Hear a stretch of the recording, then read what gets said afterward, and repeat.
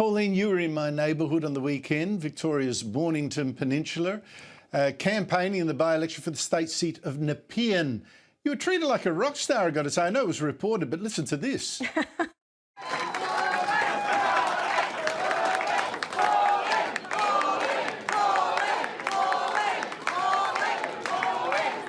Now, it's true that one white woman abused you as a racist as one of your press conferences, although, funnily enough, she got confronted by an Indian supporter of yours. Listen to this. We're all racists. Where's my? I wish I had my shirt on right now. We're also all immigrants, can I say, unless you're Aboriginal. And every immigrant who comes should be closing the door behind them.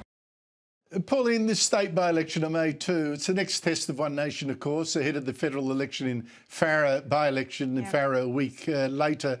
How do you rate your chances in Victoria? Look, I think it'll be an interesting election in the seat of Nepean. Talking to the people of Victoria, your home state, they're all desperate for change. They want to get rid of the Labor Party. They've had enough of them. Businesses are going under. This fellow who's standing for us, he's actually in engineering. Before you go, there's something even more surprising coming next. The next clip reveals what they didn't want Australians to notice, and it's already changing the political landscape. Stay with me. Make sure you're subscribed. Construction engineer, his business is going under. He's had to put off 4 people. I'm hearing it all the time. Land taxes is destroying businesses, even private property owners. It's snatch and grab down there, the escalating crime. People are desperate for change. A lot of people are leaving the state to come up to Queensland, actually, because they want to get away from it. Tax to the hilt. There's no security, no safety, no job security. It's a basket case, Andrew. It really is, and you still want to live there. So it needs help, big help, and I hope that we can implement policies to give some direction for the people in Victoria, because they're screaming out for it. Yeah, don't rub that bit in about where I live, Pauline. It hurts at the moment.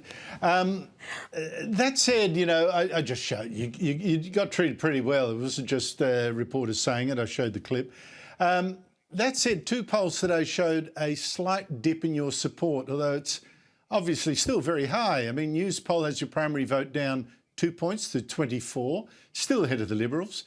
And the Resolve poll also has you down 2, Labor up 3 and the Coalition up 1. I read commentators saying that we've now seen peak One Nation. How do you read the polls? Look, let's see what's happening. I said it's like the stock market. You're up one day and down the next, and that's what the polling is. The true polling will be on election day. We'll see what happens in Victoria on the 2nd of May and in Farrer on the 9th of May as well. So, Andrew, you know, I've had a lot of negativity that's thrown at the party in the last couple of weeks, but another thing is that Angus Taylor, the Liberal Party, released an immigration policy that's right out of my playbook, right out of my policies.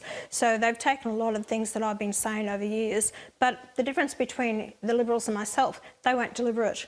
They haven't got the guts to deliver, to go hard on those ones that are in the country illegally, to cut right back on immigration, to deal with the foreign students, the working visas they have, the ABNs, and the people overstaying their visas in the nation. So we really have to get tough on immigration if we want to get the country back on track, and that's what One Nation will do. Well, just touching on the first thing you alluded to, Barnaby Joyce suggested that One Nation is paying the price in part, as you said, for having hired a convicted rapist in your head office. Is he right? No, it's not right in that, you know, paying the price in the polls for this. It's been a combination of different things that's happened over the past week. The allegations that are being directed at myself and the party, again, it's the same false allegations. That happens all the time. You know, we cop it more than any other political party from the media, especially, who are left-leaning in their bias towards One Nation. But I hope the people are seeing through all that and will, you know, judge us on our performance and our policies. That's the main thing. Who is prepared to turn it around? And I say to the voters, are you happy with what you've got in the last 5 to 10 years? If not, then the government you've got is not delivering for you and the future generations. And this is what people must reflect on. Pauline Hanson, good to talk to you. Thank you so much for your time. Today, we are looking at a heated political exchange involving Pauline Hanson, where immigration policy, national identity, and electoral strategy all come into focus. On the surface, this appears to be a typical campaign-style interview filled with strong claims, emotional language, and political confrontation. But to properly understand what is being said, it is important to separate political messaging from verifiable facts and to examine the broader context in which these arguments are being made.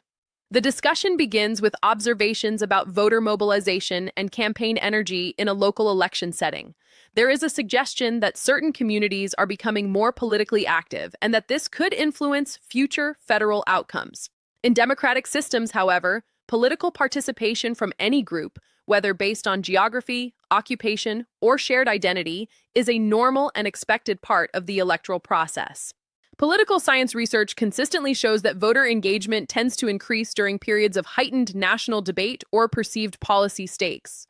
What is more complex is how that participation is interpreted. Sometimes it is described as civic engagement, and other times it is framed as a political threat, depending on the speaker's perspective. A significant portion of the exchange focuses on immigration policy, where claims are made that rival political parties are adopting similar positions but may lack the willingness to implement them. This type of argument is common in competitive politics, where parties attempt to position themselves as the authentic voice on an issue. However, when evaluating such claims, it is important to distinguish between policy rhetoric and actual legislative action. Immigration systems in countries like Australia operate under detailed legal frameworks involving visas, labor regulations, border enforcement, and humanitarian obligations. Changes in these areas typically require parliamentary approval, administrative capacity, and legal consistency, meaning that policy proposals often evolve significantly before implementation. The conversation also raises concerns about immigration levels, visa overstays, and economic pressures.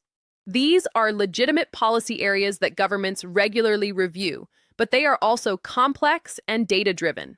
For example, immigration trends are usually assessed through official statistics on net migration, labor demand, and economic contribution. While political discourse may emphasize specific aspects such as enforcement or compliance, broader policy evaluation typically requires balancing economic needs, population growth, and international obligations. Simplifying these issues into a single cause and effect narrative can overlook these competing factors. Another theme in the interview is political accountability and public trust, particularly in relation to polling performance and public perception. Polling data, as referenced in the discussion, is often volatile and influenced by short-term events, media coverage, and campaign cycles. Political analysts frequently caution against treating individual polls as definitive indicators of long-term electoral outcomes. Instead, trends over time and actual election results provide a more reliable measure of voter sentiment. The exchange also touches on allegations and political criticism directed at the party, which are dismissed as biased or unfounded. In political communication, it is common for leaders to frame criticism as external hostility, especially when facing negative media coverage. However, from an analytical standpoint, it is important to evaluate such claims based on independently verifiable information, including official reports, court records where relevant, and credible journalistic investigation. This helps distinguish between political defense strategies and factual accountability. A central argument presented in the interview is that stronger immigration control is necessary for national stability and economic recovery.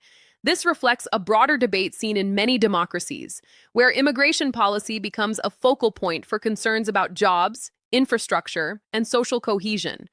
Academic research in this area shows that the impact of immigration is highly context-dependent, varying by skill level, labor market conditions, and regional needs. As a result, most policy frameworks attempt to balance border control with economic and humanitarian considerations rather than relying on a single restrictive or open approach. Finally, the conversation concludes with a broader political message about leadership, government performance, and voter dissatisfaction. This is a common rhetorical structure in campaign interviews where current conditions are contrasted with promised alternatives. While such framing is effective in political communication, it is ultimately up to voters to evaluate these claims against policy records, economic data, and long-term outcomes. Overall, this exchange reflects a wider pattern in modern politics, where immigration and national identity are frequently used as central campaign issues. The challenge for audiences is not only to listen to what is being said, but also to understand how it is being framed, what evidence supports it, and how it fits into the broader realities of governance and policymaking.